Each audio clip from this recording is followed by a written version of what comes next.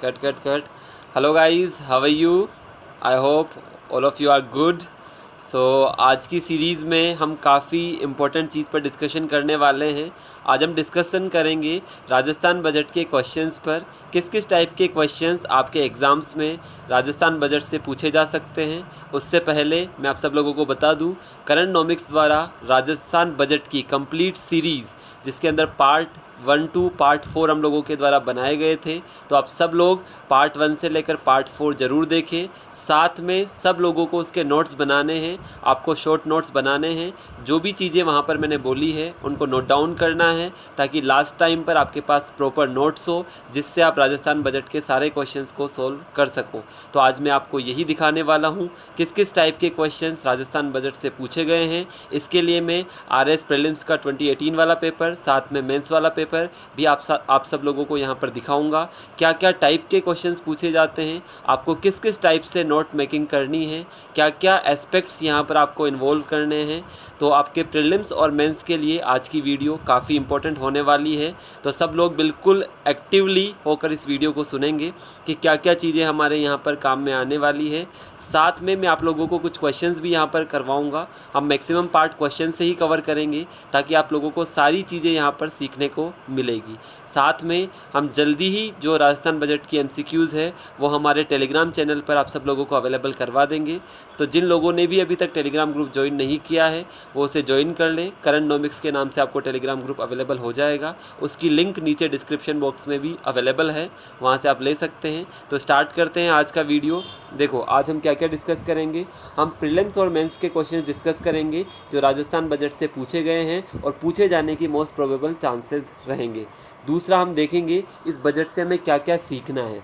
Budget में हमें कौन सा डेटा याद रखना होता है, कौन सा हमें स्किप करना होता है, उसको हम किसके थ्रू देखेंगे, हमारे प्रीलिम्स और मेंस के पेपर के थ्रू, ताकि आपको एक अच्छा आइडिया यहाँ पर लग पाए कि हमारी तैयारी किस टाइप से होनी चाहिए, क्या चीज़ें हमें बजट से लेनी है और क्या चीज़ें हमें यहाँ पर स्किप करनी है।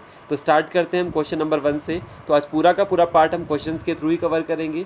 प्रीलिम्स के क्वेश्चंस भी होंगे और मेंस के क्वेश्चंस भी होंगे। तो स्टार्ट करते हैं हमारे क्वेश्चन नंबर 1 से। आप सब लोगों की स्क्रीन पर विजिबल है क्वेश्चन नंबर 1। क्वेश्चन दोनों में अवेलेबल है, हिंदी में भी है और इंग्लिश में भी है, तो किसी को कोई भी इशू नहीं आएगा। आप हिंदी में भी देख सकते हैं, आपको दिख रहा होगा, और एज वेल इंग्लिश में भी देख सकते हैं, आपको यहाँ पर दिख रहा होगा। तो आज का फर्स्ट क्वेश्चन है, निम्न को सुमेलित कीजिए, मैच द फॉलोइंग। आपको एक साइड में क्या दी हुई है, इरिगेशन प्रोजेक्ट या सिंचाई परियोजना दी हुई है।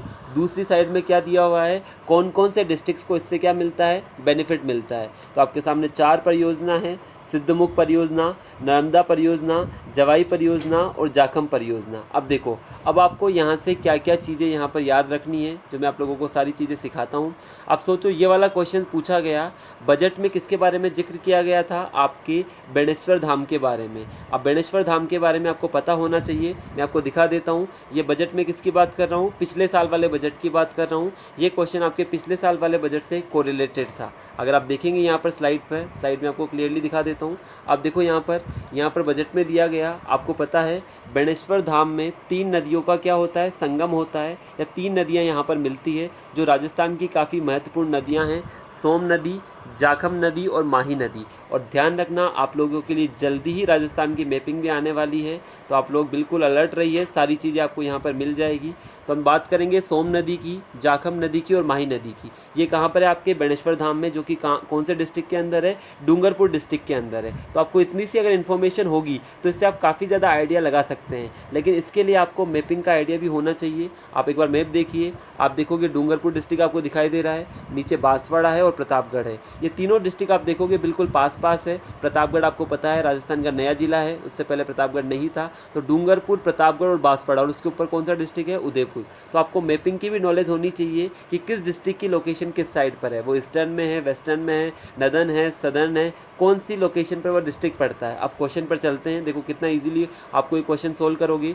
अब आपसे पता है जाखम परियोजना के बारे में, आपने देखा जाखम नदी आपको कहाँ पर मिलती है? आपके बेणेश्वर धाम में सोम, माही और जाखम तीनों नदियाँ मिलती है। कौन से डिस्ट्रिक्ट के अंदर है? आपका डूंगरपुर, बांसवाड़ा और प्रतापगढ़, ये तीनों डिस्ट्रिक्ट पास पास लाई करते हैं। इनके अंदर देखो आपको कहीं दिखाई दे रहा है क्या? डूंगरपुर, बांसवाड़ा, प्रतापगढ़, आप देखोगे एक डिस्ट्रिक्ट आपको दिखाई दे रहा है प्रतापगढ़, ठीक है। तो मतलब जाखम परियोजना कहाँ से रिलेटेड होगी? आपकी प्रतापगढ़। और प्रतापगढ़ के जस्ट ऊपर की साइड कौन सा डिस्ट्रिक्ट है? उदयपुर। तो आपका डी का किससे मैचिंग होगा? थर्ड से। अगर डी को आप थर्ड से मैच करते हो तो आपके पास सिर्फ दो ही ऑप्शन बचेंगे, ऑप्शन नंबर 1 और ऑप्शन नंबर 2। कौन सा ऑप्शन बचेगा? ऑप्शन नंबर 1 और ऑप्शन नंबर 2। आपका 3 और 4 रिजेक्ट हो चुका है। देखो कितनी छोटी सी इन्फॉर्मेशन थी, आपके पास इन्फॉर्मेशन इतनी सी थी कि जो राजस्थान में बेणेश्वर धाम है डूंगरपुर डिस्ट्रिक्ट के अंदर, वहाँ पर 3 नदियों का संगम होता है, सोम, माही और जाखम। और यहाँ पर जाखम के बारे में पूछा गया है, मतलब उसके आसपास का कोई डिस्ट्रिक्ट होगा। देखो ऑप्शन में आपको डूंगरपुर, बांसवाड़ा, प्रतापगढ़ से रिलेटेड सिर्फ एक ही ऑप्शन के अंदर दिया गया है। मतलब ये किससे रिलेटेड होगा? 3। आपका आधा काम खत्म हो चुका है, आपने 50% क्वेश्चन का आंसर कर दिया है। अब 50% आपके पास बचता है, वो आप कैसे आंसर करोगे? अब देखो यहाँ पर आप देखोगे नर्मदा परियोजना। आपको पता है नर्मदा रिवर कहाँ से निकलती है? आपका गुजरात वाले पार्ट से अंदर, देन राजस्थान में वो थोड़े से पार्ट के अंदर आती है। आप देखो गुजरात से कौन कौन से डिस्ट्रिक्ट हमारे बॉर्डर करते हैं। आप देखोगे ये जो आपका इस इलाका है, जो बाड़मेर वाला पार्ट है, जालोर वाला पार्ट है, सिरोही वाला पार्ट है, ये किसके आसपास पड़ता है? आपके गुजरात वाले पार्ट के अंदर, ठीक है। तो आपको बॉर्डर एरिया भी पता होना चाहिए कि जैसे जैसलमेर की बॉर्डर पाकिस्तान के साथ जाती है, बाड़मेर की बॉर्डर आपके गुजरात के साथ लगती है, जालोर हुआ, सिरोही हुआ, तो बॉर्डर एरियाज़ भी आपको पता होना चाहिए कि कौन से डिस्ट्रिक्ट के साथ लगता है। अब आप ऑप्शन में आगे देखोगे तो आपको यहाँ पर मिलेगा जालोर और बाड़मेर, मतलब ये किससे रिलेटेड है? नर्मदा से। अगर बी का आंसर 1 होगा तो आपका आंसर क्या हो गया? 1। तो यहाँ पर आपको क्या देखना था कि जो नर्मदा रिवर है आपका कहाँ से आ रही है? गुजरात से, मतलब गुजरात के आसपास वाले इलाके होने चाहिए। जालोर एवं बाड़मेर कहाँ के आसपास के इलाके हैं? गुजरात के आसपास वाले इलाके। तो इसका आंसर क्या हो जाएगा? आपका 1। तो आपको थोड़ा थोड़ा आइडिया होगा, ज़रूरी नहीं है आपको हर चीज़ वहाँ पर मेंशन हो, जितना आपके पास आइडिया है उससे आप क्वेश्चन कर सकते हो। ये चीज़ मैं आपको सिखाने जा रहा हूँ और एग्ज़ाम में स्पेशली प्रीलिम्स के लिए काफ़ी हेल्पफुल होगी। पूरी इन्फॉर्मेशन ज़रूरी नहीं है, जैसे मैंने आपको बताया जाखम परियोजना के लिए आपको इतना पता होना चाहिए था कि मैप के लोकेशन पर कि आपका डूंगरपुर, बांसवाड़ा, उदयपुर, प्रतापगढ़ पास पास के डिस्ट्रिक्ट है, तो वहाँ पर ये लाई करेगी, ठीक है। दूसरा आपको नर्मदा परियोजना गुजरात के आसपास वाले डिस्ट्रिक्ट देखने थे, तो आपको यहाँ पर मिल जाएगा सारा का सारा। आप देखोगे हनुमानगढ़ एम चूरू कहाँ पर मिलेगा आपको? ये वाला पार्ट। इतना ऊपर होगा क्या गुजरात? आप दूसरा ऑप्शन देखोगे यहाँ पर आपका जालोर, पाली और जोधपुर। आप देखो कहाँ पर पड़ता है जालोर, पाली, जोधपुर। ये आपका जोधपुर है, ये आपका पाली है, ये आपका जालोर वाला पार्ट है। जोधपुर और पाली पार्ट तो बॉर्डर करते ही नहीं है उससे, ठीक है। तो आपको काफ़ी ईजी रहेगा अगर आप देखोगे तो बाड़मेर एवं जालोर वाला पार्ट क्या हो जाएगा आपका? वहाँ पर आंसर हो जाएगा। तो बजट के अंदर क्या मेंशन किया गया था?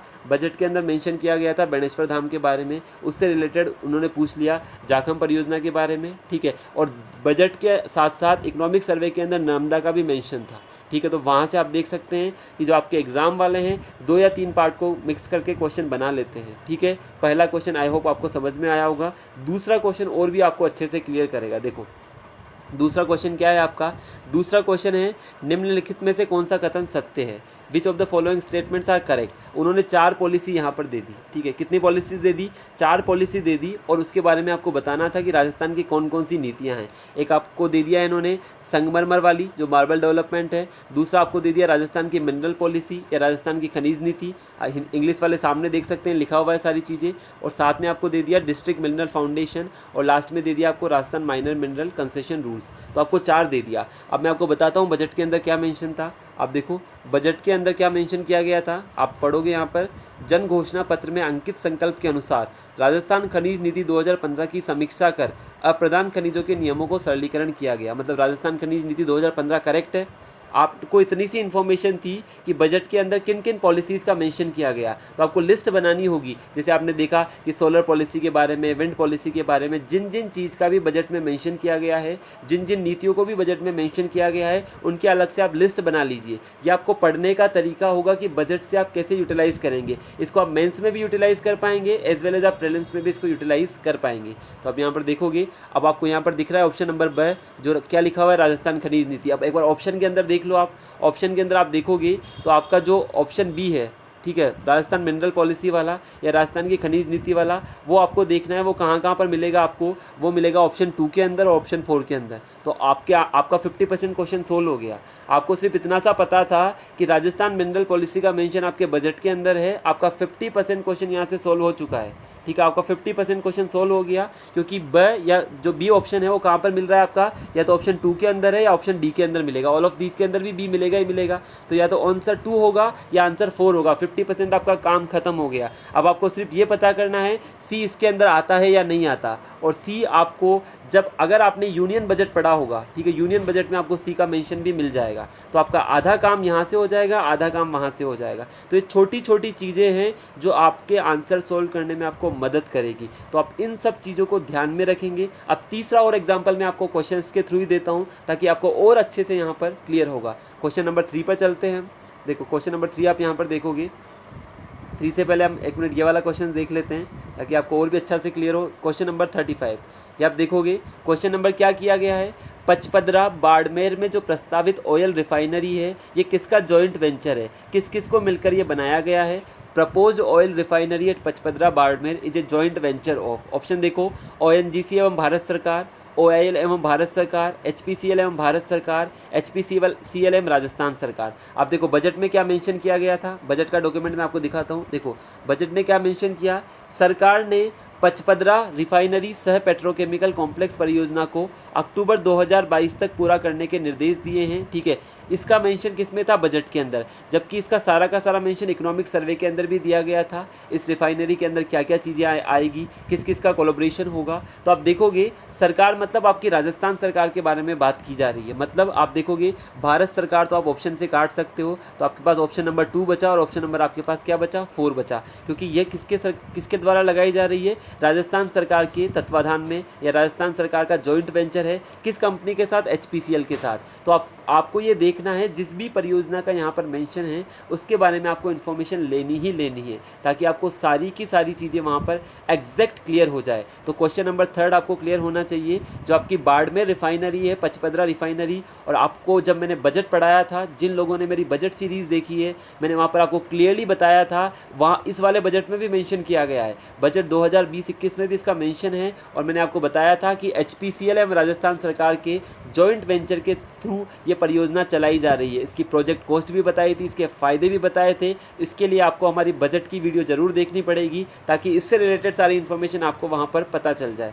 नेक्स्ट क्वेश्चन में आपको और दिखाता हूँ, और भी आपको यहाँ पर क्लियर होगा। देखो क्वेश्चन आपको यहाँ पर देखना है, क्वेश्चन नंबर आप देखोगे ये वाला क्वेश्चन भी मैंने आपको क्लियर करवाया था जब मैंने बजट का पार्ट 1 पढ़ाया था, तब आपको एक क्वेश्चन क्लियर करवाया था। क्वेश्चन क्या है, निम्न में से कौन सा केंद्रीय बजट के राजस्व खाते में सम्मिलित नहीं किया जाता। मैंने आपको कैपिटल अकाउंट और रेवेन्यू अकाउंट दोनों पढ़ाए थे बजट की सीरीज़ 1 के अंदर।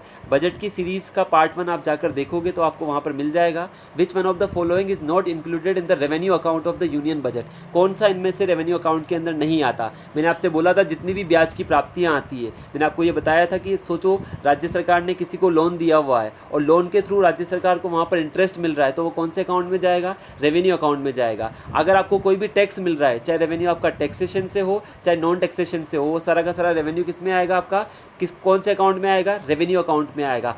साथ में मैंने आपको ये भी चीज़ बोली थी, अगर आपको कोई भी पब्लिक अंडरटेकिंग है या आपका कोई सा भी सार्वजनिक उपक्रम है, उसके थ्रू जो आपको प्रॉफिट होता है उसका प्रॉफिट किस में आता है, रेवेन्यू अकाउंट के अंदर। लेकिन मैंने आपको ये भी बताया था, अगर उसका कोई हिस्सा आप बेचते हो, अगर आप किसी भी आपका जॉइंट वेंचर है या आपकी कोई भी PSU है, जैसे सोचो आपका कोई सी भी PSU है, फॉर एग्जांपल आपकी कोई कंपनी है जिसका नाम है भेल, आपको नाम सुना होगा, ठीक है, भेल आपकी कंपनी है या आपकी IOCL है, ठीक है, कोई सी भी आपका पब्लिक सेक्टर अंडरटेकिंग है, उसकी अगर हिस्सेदारी बेचते हो तो वो कैपिटल अकाउंट में जाता है। लेकिन इसके थ्रू अगर जो स्टेट को प्रॉफिट हो रहा है या उसको जो लाभ का हिस्सा मिल रहा है, वो कौन से अकाउंट में आएगा, रेवेन्यू अकाउंट में। क्योंकि मैंने आपको क्लियरली बताया था कैपिटल अकाउंट का मतलब होता है कि आप कुछ ना कुछ एसेट क्रिएट करोगे या आप पर कुछ ना कुछ लाइबिलिटी बनेगी, या तो आपने कुछ इंफ्रास्ट्रक्चर के रूप में कोई एसेट क्रिएट किया है, कोई चीज़ आपने क्रिएट की है, या आप पर कोई लाइबिलिटी या कोई जिम्मेदारी आप पर बन जाती है। आप देखोगे स्मॉल सेविंग्स या प्रोविडेंट फंड, ये किसकी जिम्मेदारी है, ये राज्य सरकार की जिम्मेदारी है। अगर सोचो आपने स्मॉल सेविंग के अंदर कोई पैसा लगाया है, तो वो पैसा किसकी लाइबिलिटी बन जाता है, आपकी राज्य सरकार की या केंद्र सरकार की, क्योंकि उसको वापस वो पैसा लौटाना होगा। तो अगर आपकी कोई लाइबिलिटी होती है, जैसे आपका प्रोविडेंट फंड हुआ, स्मॉल सेविंग्स हुई, तो ये कैपिटल अकाउंट के अंदर जाते हैं। तो इसका ऑप्शन नंबर क्या हो जाएगा, 4। 3 क्यों नहीं होगा, क्योंकि 3 के अंदर बात किसकी की गई है, प्रॉफिट की। प्रॉफिट वगैरह सब किस में आएंगे, रेवेन्यू अकाउंट में आएंगे। जब कोई हिस्सेदारी आप बेचते हो, अगर आपने पीएसयू की हिस्सेदारी बेच दी, जैसे 10% शेयर बेच दिए, तो वो किस में चले जाएंगे, कैपिटल अकाउंट में। ध्यान रखना है, ये मैंने आपको बजट की सीरीज 1 के अंदर बताया था। तो इस टाइप के क्वेश्चन भी आपसे पूछे जा सकते हैं, काफ़ी इंपॉर्टेंट क्वेश्चन है यहाँ पर। एक और क्वेश्चन मैं आपको दिखाता हूँ जो मैंने आपको बजट की सीरीज में अच्छे से क्लियर किया था, वो भी क्वेश्चन यहाँ पर पूछा गया। देखो क्वेश्चन क्या था, हाँ ये वाला क्वेश्चन था, क्वेश्चन नंबर 72। आप यहाँ पर देखिए, क्वेश्चन था हाल ही के वर्षों में राजस्थान के बजट की राजस्व प्राप्तियों में निम्नलिखित में से कौन सा मद सर्वाधिक राजस्व प्रदान कर रहा है। Which of the following item provide maximum revenue in the revenue रेसिप्ट्स of the Rajasthan budget in recent years. Question पूछा है कि राजस्थान बजट की जो राजस्व प्राप्तियां है उसमें से सबसे ज़्यादा हिस्सा किस में से मिलता है। क्या वो सेंट्रल टैक्सेस में से मिलता है, या वो स्टेट का खुद का टैक्स रेवेन्यू है उससे मिलता है, या तीसरा आपका नॉन टैक्स रेवेन्यू में से मिलता है, या यूनियन ग्रांट के थ्रू मिलता है। मैंने आपको एक चार्ट दिखाया था जिसमें दिखाया था कितना हिस्सा राज्यों के द्वारा जाता है और कितना हिस्सा राज्यों को आता है। मैं दोबारा आपको चार्ट दिखाता हूँ ताकि आपको क्लियर हो। देखो आप यहाँ से चार्ट देखोगे तो आपको यहाँ पर देखने को मिलेगा कि देखो केंद्र से हमें कितना मिल रहा है, 20 रुपये। मैंने आपको बताया था 100 रुपये में से केंद्र में से कितना मिल रहा है, 20 रुपये। अब राज्य का देखो, राज्य को 12 रुपये मिल रहा है जीएसटी से, राज्य को 5 रुपये मिल रहा है एक्साइज ड्यूटी से, राज्य को 2 रुपये मिल रहा है वाहनों पर टैक्स से, राज्य को 4 रुपये मिल रहा है अदर टैक्स से। जोड़ो कितने हो गए, 12 और 5 17 और 2 19 और 4 23, 24 25 के आसपास हो जाएंगे। सेल्स टैक्स से मिल रहा है 9 रुपये 30 पैसे। ये सब क्या है, राज्य को मिलने वाला कर है। मैंने आपको 2 चीज़ें बताई थी, एक तो राज्य का जो खुद का कर होता है और दूसरा जो राज्य को केंद्रीय करों में या सेंट्रल टैक्सेस के अंदर परसेंटेज शेयर मिलता है। वो आपको पता है कौन डिवॉल्व करता है, फाइनेंस कमीशन। मैंने आपको बताया भी था कि फाइनेंस कमीशन ने इस बार 15 फाइनेंस कमीशन ने 41% हिस्सा किसको बांटा है, राज्यों को। उसमें राजस्थान को कितना मिला है, लगभग 2.45 या 2.5 के आसपास हिस्सा मिला है, जो किसको मिला है, राज्यों को मिला है। तो कितना पैसा हुआ वो, 100 रुपये में से लगभग 20 पैसे किसी राज्य को कहाँ से मिलते हैं, केंद्रीय करों में हिस्से के द्वारा मिलते हैं। लेकिन राज्य का खुद का टैक्स कितना है, 12 रुपये उसको जीएसटी से मिल गए, 5 रुपये उसको एक्साइज ड्यूटी से मिल गए, 2 रुपये उसके वाहनों पर टैक्स से मिल गए, 4 रुपये उसको अदर टैक्स से मिल गए और 9 रुपये उसको किससे मिल गए, सेल्स टैक्स से। तो आप जोड़ोगे तो 12 और 5 17 और 2 19 और 4 23 और लगभग ये 40% या 35 से 40% के बीच में आएगा। तो राज्य को सबसे ज़्यादा हिस्सा किससे मिल रहा है, खुद के टैक्स से। अब एक बार ऑप्शन में जाकर आप देखोगे कि राज्य को क्या केंद्रीय करों में मिल रहा है, 20 पैसे मिल रहे हैं। राज्य का कर राजस्व कितना है, लगभग 35 से 40% के आसपास। तो आंसर क्या हो जाएगा, राज्य का कर राजस्व। राज्य का नॉन टैक्स रेवेन्यू कितना है, आप यहाँ पर देख सकते हैं। ये जो आपका 8 रुपये है वो कितना दिखाई दे रहा है, नॉन टैक्स रेवेन्यू कितना, 8 रुपये 68 पैसे। और 13 रुपये किसका है, यूनियन ग्रांट। तो आप देख सकते हो यही 4 ऑप्शन दिए थे उन्होंने। अगर आप देखोगे यहाँ पर केंद्रीय करों में हिस्सा कितना हो गया आपका, आप यहाँ से देखोगे 20 पैसे, कितना हो गया, 20 पैसे। राज्य का कर राजस्व कितना हो गया, लगभग 35 से ऊपर हो गया।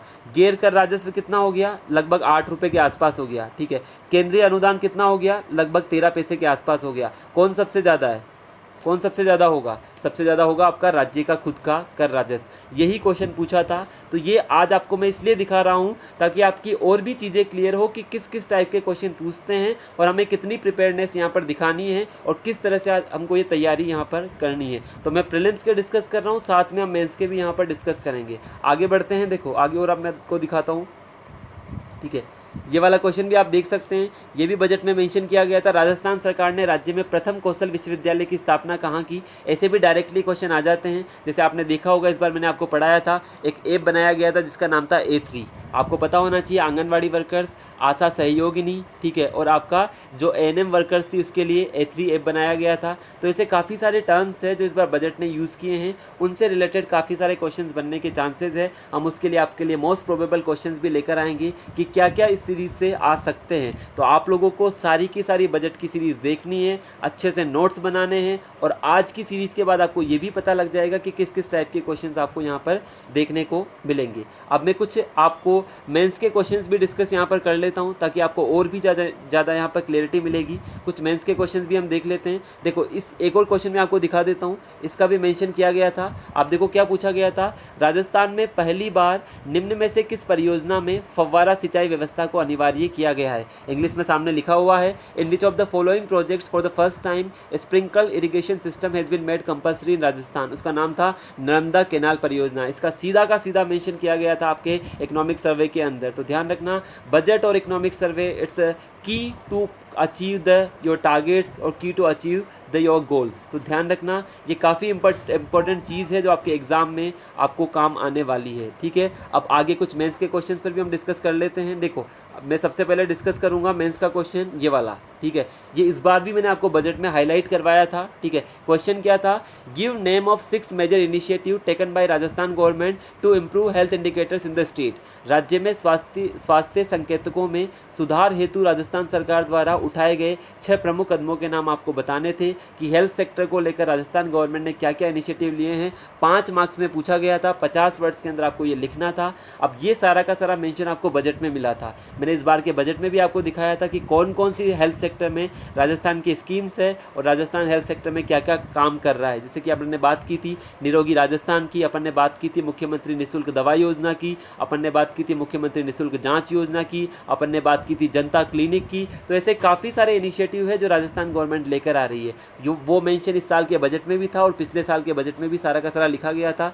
जनता क्लिनिक का भी मेंशन था, मुख्यमंत्री निःशुल्क दवा योजना का, मुख्यमंत्री निःशुल्क जांच योजना का, कितनी दवाइयाँ हैं। और इस बार आपने देखा था, इस बार की लिस्ट मैंने आपको और अपडेट करके बता दी है। ये 2019-20 का बजट है, 2020-21 के बजट की लिस्ट भी मैंने आपको अपडेट कर दी है। साथ में आपने देखा था मैंने वहाँ निरोगी राजस्थान के बारे में भी आपको बताया था। उससे रिलेटेड निरोगी राजस्थान की वेबसाइट होगी, निरोगी राजस्थान का कॉल सेंटर होगा, उसके बारे में भी सारी इन्फॉर्मेशन मैंने आपको दी थी। निरोगी राजस्थान पूछे जाने के काफ़ी मोस्ट प्रोबेबल चांसेज है, अच्छे से इसको प्रिपेयर आप कर लीजिएगा। ठीक है, दूसरा क्वेश्चन आपको मैं दिखाता हूँ यहाँ पर एक और। ठीक है, ये वाला क्वेश्चन भी देखो। ये वाला क्वेश्चन क्यों पूछा गया था, आप देखोगे राजस्थान ने ईज ऑफ डूइंग बिजनेस को प्रमोट करने के लिए काफ़ी सारे एफर्ट्स लिए थे। 10 मार्क्स का क्वेश्चन पूछा गया था किसी इंडेक्स के अंदर, जो मैं आपको बताता हूँ कि करंट आपके लिए कितना इंपॉर्टेंट है, करंट आपके लिए कितनी इंपॉर्टेंस भूमिका रखता है। सोचो 10 मार्क्स का क्वेश्चन पूछ लिया सिंपल सा, discuss the determinants of ease of doing business index prescribed by World Bank, which factors have contributed to an improvement in India's rank in ease of doing business. व्यवसाय सुगमता के लिए विश्व bank द्वारा निर्धारित घटक बतलाइए, भारत की व्यवसाय सुगमता में रैंक बढ़ने के कारण बताइए। आप देखोगे भारत की रैंक काफ़ी अच्छी यहाँ पर इंप्रूव हुई, हम 67 पोजीशन पर पहुँच चुके हैं आउट ऑफ अराउंड 190 कंट्रीज़ में से। ठीक है, और साथ में आप देखोगे राजस्थान ने भी काफ़ी अच्छा काम किया है ईज ऑफ डूइंग बिजनेस को प्रमोट करने के लिए, डिजिटलाइजेशन के लिए, इसलिए ये क्वेश्चन पूछा गया और भारत के रेस्पेक्ट में काफ़ी इंपॉर्टेंट था। तो ये इंडेक्सेस भी आपको याद रखनी होती है, इनका मेंशन भी आपके बजट या सर्वे में मिल जाता है कि राजस्थान ने, आप देखोगे ईज ऑफ डूइंग के लिए काफ़ी अच्छा राजस्थान ने यहाँ पर काम किया था। ठीक है, जिसके अंदर जो आपके इन्वेस्टर्स हुए उनके लिए सिंगल विंडो पोर्टल हुए, सारा का सारा डिजिटलाइजेशन सबने काम किया और काफ़ी सारे इनिशिएटिव वसुंधरा गवर्नमेंट के टाइम भी ये चलाए गए थे और गहलोत गवर्नमेंट के टाइम भी ये सारे के सारे कंटिन्यू किए जा रहे हैं। तो ये 10 मार्क्स का क्वेश्चन सीधा का सीधा पूछ लिया गया था। ध्यान रखना है, ऐसे क्वेश्चंस को आपको नंबर स्कोर करना है, ऐसे क्वेश्चन के अंदर आपको खोना नहीं है। ठीक है, आगे देखो ये वाला क्वेश्चन इस बार भी इंपॉर्टेंट है और पिछली बार सीधा का सीधा 10 मार्क्स में पूछ लिया गया। ज्योग्राफी का क्वेश्चन है, पूर्वी राजस्थान नहर परियोजना पर संक्षिप्त टिप्पणी लिखिए, write a brief note on eastern Rajasthan canal project. जिन लोगों ने मेरी बजट की सीरीज़ देखी है, मैंने आपको बताया था कि ये प्रोजेक्ट लगभग 13 जिलों के अंदर, 13 जिलों के मैंने नाम भी आपको याद करवाए थे। 4 तो आपके हाड़ौती के थे, कोटा, बूंदी, बारा, झालावाड़। आपके 5 डिस्ट्रिक्ट अपने पूर्वी राजस्थान के थे, आपका अलवर हुआ, भरतपुर हुआ, करौली हुआ, धौलपुर हुआ, दौसा हुआ। उसके अलावा 3 आपके बीच में से आ जाएंगे, आपका सवाईमाधोपुर हुआ, जयपुर हुआ, आपका टोंक हुआ। तो टोटल 13 जिले थे किस परियोजना के अंदर, ईस्टर्न राजस्थान कैनल प्रोजेक्ट के अंदर। और मैंने आपको ये भी बताया था ये जो परियोजना है वैसे ही पूर्वी राज्यों के लिए जीवनदायिनी होगी। जैसे कि पश्चिमी राजस्थान में आपकी कौन सी नहर है, इंदिरा गांधी नहर है, तो इसका भी सीधा का सीधा मेंशन बजट में किया गया था। आप देख सकते हो पिछले बजट में डायरेक्टली लिखा गया था। ये एक बहुत ही महत्वाकांक्षी परियोजना है जिसकी लागत कितनी है, 37,000 करोड़ रुपए से अधिक है। राज्य सरकार द्वारा राज्य में पानी की कमी एवं भौगोलिक स्थिति को मद्देनजर रखते हुए केंद्र सरकार से इस परियोजना को नेशनल प्रोजेक्ट का दर्जा लेकर क्रियान्वयन में अपेक्षित भूमिका निभाने की अपील की गई थी। तो ये काफ़ी न्यूज़ में था। राजस्थान सरकार चाहती थी इसको नेशनल प्रोजेक्ट का दर्जा दिया जाए ताकि इसको मिलने वाला फंड है, क्योंकि नेशनल प्रोजेक्ट का दर्जा मिलते ही काफ़ी सारा फंड और ग्रांट कहाँ से मिलती है, आपको सेंट्रल गवर्नमेंट से मिलना स्टार्ट हो जाएगी। तो ये काफ़ी इंपॉर्टेंट था, इसलिए सीधा का सीधा 10 मार्क्स में पूछा गया। तो आपको ये सारी चीज़ें ध्यान रखनी है। और भी काफ़ी सारी चीज़ें हैं, तो मैं आपको टाइम टू टाइम ये सारी चीज़ें बताता रहूँगा। सबसे पहले तो आपको ये काम करना है, जो भी आपके दोस्त तैयारी कर रहे हैं सब तक ये इन्फॉर्मेशन पहुँचे, सबको आप शेयर कर दीजिए, सब लोग सब्सक्राइब करें, ठीक है, यही हमारा अप्रिसिएशन है। हमारा अप्रिसिएशन क्या रहेगा, जो लोग सब्सक्राइब करेंगे वो हमारा अप्रिसिएशन यहाँ पर रहेगा। साथ में हम और भी नई नई चीज़ें राजस्थान से रिलेटेड आपके लिए लेकर आएंगे। साथ में जो आपका मैपिंग वाला पार्ट है उसमें हम इंडिया मैपिंग वाला, राजस्थान मैपिंग वाला धीरे धीरे हम पूरा का पूरा पार्ट यहाँ पर कवर करेंगे। आपके लिए काफ़ी नई नई तरह की सीरीज़ हम यहाँ पर लेकर आने वाले हैं। जो आज मैंने आपको डिस्कशन किया, ठीक है, चाहे आपका प्रीलिम से रिलेटेड क्वेश्चंस हो चाहे मेंस से रिलेटेड क्वेश्चंस हो, तो सबसे पहले आप जाइए बजट की चारों सीरीज़ के अच्छे से नोट्स प्रिपेयर कीजिए। ठीक है, जो भी मैंने वहाँ पर चीज़ें बोली है, जो भी आपके बजट में लिखी हुई है, उनको शॉर्ट नोट्स के फॉर्म में बनाइए। जो भी स्कीम्स वहाँ पर लिखी हुई है नोट डाउन कीजिए, उनके बारे में लिखिए। जो भी प्रोजेक्ट, जो भी पॉलिसीज़ वगैरह वहाँ पर लिखी हुई है, मैं आपको गारंटी देता हूँ आप सब लोग अगर इस तरह से तैयारी करेंगे तो किसी का भी सिलेक्शन नहीं रुकेगा। हर पर्सन जो यहाँ पर तैयारी कर रहा है सब सिलेक्शन लेकर ही जाएगा। और हमारी शुभकामनाएं आप लोगों के साथ है। जल्दी से जल्दी आपके एम को अचीव कीजिए और इसी तरह हमारे चैनल के साथ जुड़े रहिए। Thank you very much. मिलते हैं हमारी नेक्स्ट सीरीज़ में लिए, तब तक के लिए आप लोगों का बहुत बहुत धन्यवाद। लाइक कीजिए।